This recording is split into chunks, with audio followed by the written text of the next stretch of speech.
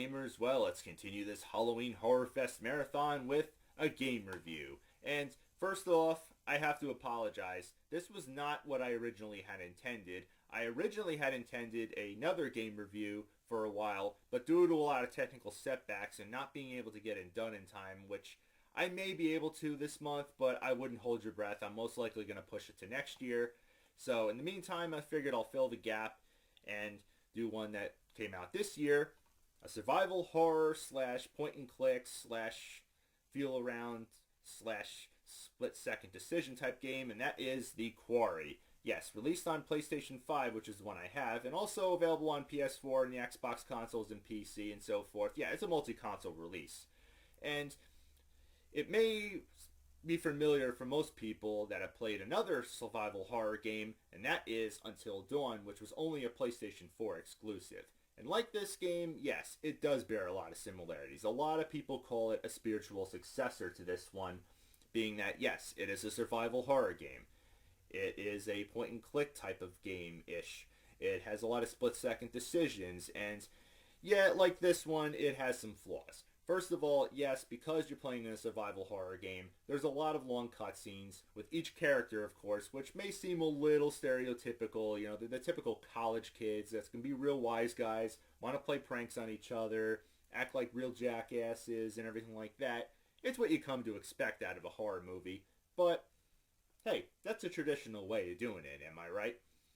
But unlike this game where you play in the snowy mountains in the cabin, this game has you playing on a campsite where you're playing as the camp counselors, and, well, you're on a quarry during the summer.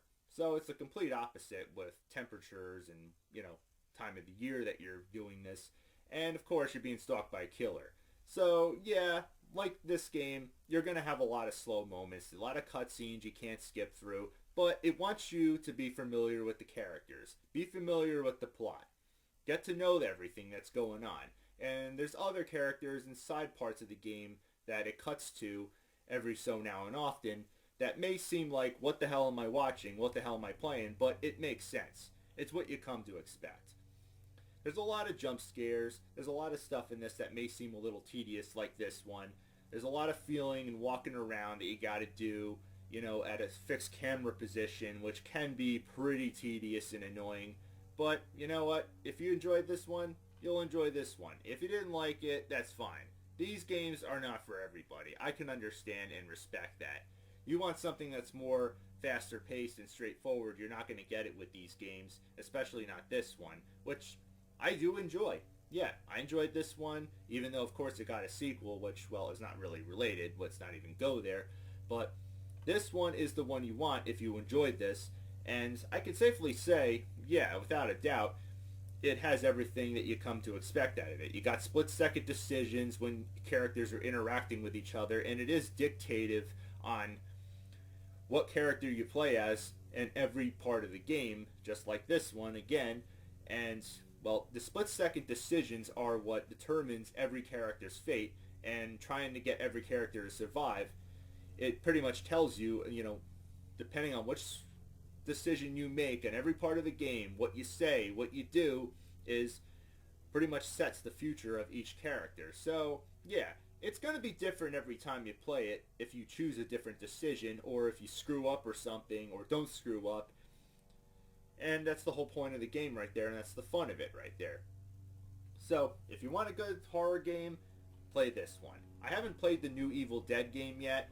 I heard mixed reactions on it. So, not 100% sure if I should go for that one. I may or may not, even though I anticipated it for this year. But this one I definitely recommend going for, like I said, if you enjoyed this one. So I apologize for the lack of footage, but I'm trying to get this one in before the month is up. And I'll probably do a Let's Play video on it, probably next year most likely. So, it's just a lot of footage to take on a rather lengthy adventure, horror game, whatever the hell you would call it. So, but my opinion is, rockin' Wii Motion Plus up and a playing Wii Remote up. It's fun, it's slow, tedious, but it's still very enjoyable.